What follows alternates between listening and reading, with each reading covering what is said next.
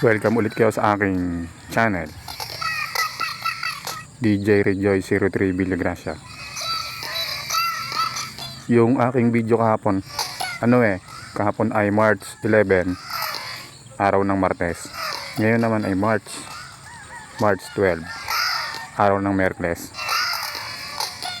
Sa nangyari dun sa aking channel, mas lalo akong sinisipag sa ganyan eh.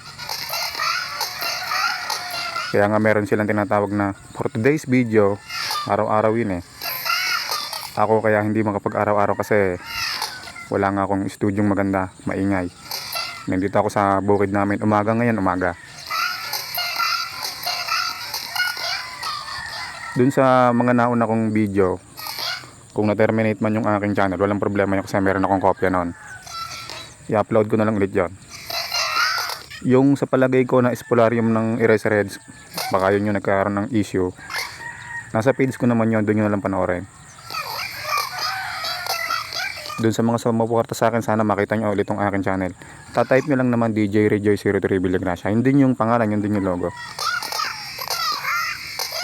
Balik tayo sa panahon ng 1994. Etong Tootsie Roll ay ng 69 Boys. Ito ay 1994 sumikat. Bakit? Kasi ito yung kantang ating pag-uusapan, yung kantang sumikat ng 1994. Madami ito, sobrang dami. Pakinggan nyo to ha.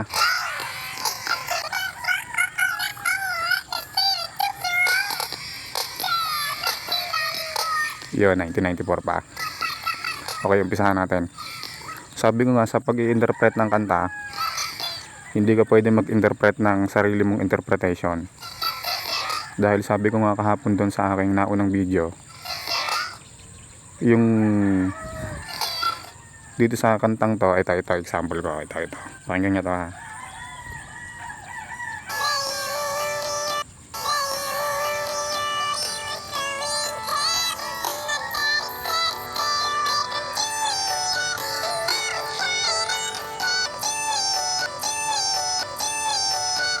Yan, diba? Sa kanta ni Taylor Swift na Love Story, may binanggit na pangalan doon. Nag-mention siya ng pangalan. Ang pangalan ay Juliet. Kapag ako ang nag-interpret ng kanta sa sarili kong paraan, sa sarili kong karanasan, ang i-interpret ko na Juliet doon, yung asawa ko syempre. Mali yun. Kapag tayo nag-interpret o nagpaliwanag ng isang bagay, dapat yung original, bakit siya naisulat, ano yung kaisipan ng sumulat, ano yung kanyang idea, dapat ganon. Kagaya nga ng Spolarium, ang sumulat nun ay si Ellie. Ano ang kaisipan ni Ellie? Na si Ellie ipinanganak noong November 2, 1970. Ang hirap mag-record sa umaga, napiyok. Yan. Anong kaisipan ng writer, anong ang pag-uusapan natin ngayon ay itong kantang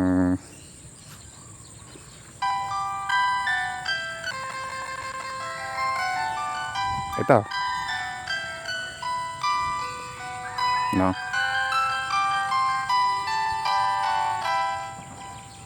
Ito ay 1994 sumikat. Ngayon madami nagtatanong, yung title nito na 214 hindi naman nabanggit sa kanta, kasi halos lahat ng kanta yung title na ando nakapaloob sa lyrics. Kagaya ng kanta ni Jessa, yung bakit pa, sinabi yun sa chorus.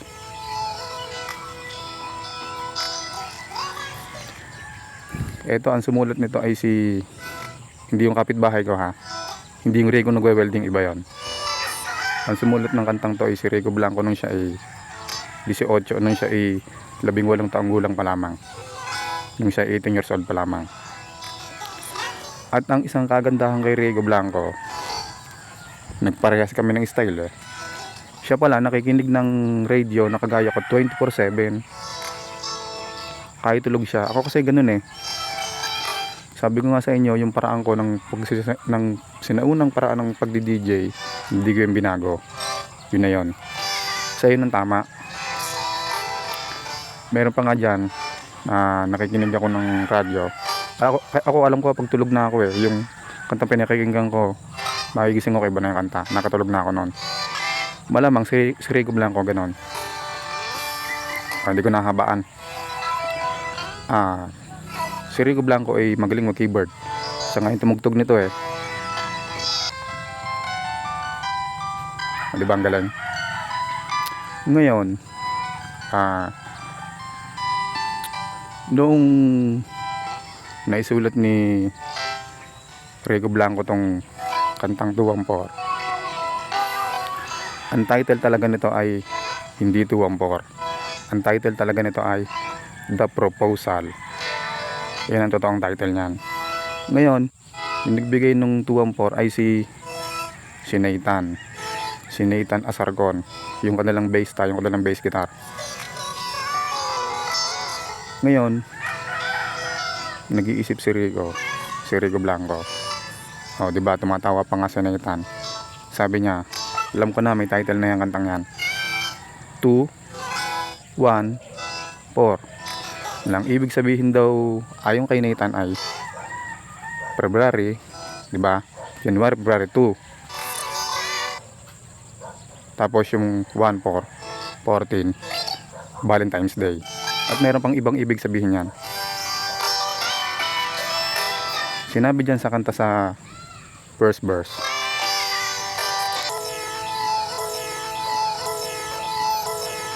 Yon. Am I real? Dalawang letra. I, isang letra. Real, 4 na letra. Kaya 2, 1, 4. Yan ang history niyan. Yan ang kung bakit naging 214. Tungkol kay Rico Blanco, kung gusto ninyong gawan ko siya ng topic, mag-comment kayo doon sa mga sumuporta sa akin, sa mga makakapanood po ng video ko. Maraming salamat po kung kayo ay magsusubscribe. Ako naman sabi ko nga kahapon doon sa akin na unang video, naglilibang na lang ako sa sarili ko. Madami pa akong topic. Yung mga nauna kong video, i-upload ko na lang dito. O siguro doon sa Espolarium, doon na lang yung sa page ko at sa TikTok. Doon nyo na lang panoorin. Dapat pala 2 YouTube ko eh. Isang Rejoy TV, saka ito yung pinaka main. Parang experiment lang. Doon ako mag-upload kung ano bang gagawin ni YouTube. Kanya bang tatanggalin? Dati yung mga YouTube channel ko, ang nagiging problema ko dyan, kaya siya nabablock, gawa ng copyright. Ngayon nagawan ko ng paraan yung copyright, kaya ganito yung tunog niyan eh. Binabago ko yung speech para walang copyright, hindi yung original na tunog. Ngayon ang kalabang ko naman, kapag pala nagsabi ka ng totoo kay YouTube, ganun nangyayari. Ito yung isa-isaya ng mahaba. Ito hindi ko na lang hinabaan, hanggang dito na lang para hindi masyadong mahaba. Maganda kasi laging bitin para meron akong hindi na idagdag. Mag-comment kayo, gagawan ko ulit ng topic yan.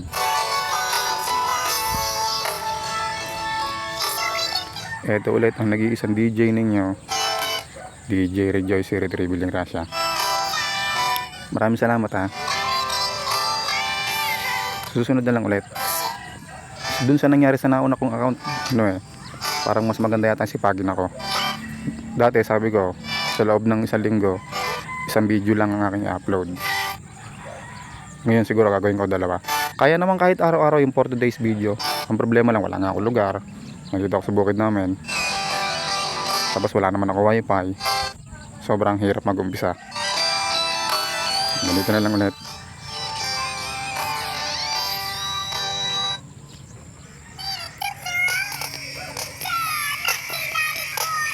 Susunod na lang ulit. Ulit-ulitin nyo na lang itong video ko para kung meron man kayong tanong, mag-comment kayo. Ito yung nasa lahat sa TikTok, sa YouTube, sa Facebook page, DJ Rejoy si Retribuling Rasha. Maraming salamat po sa inyong panonood.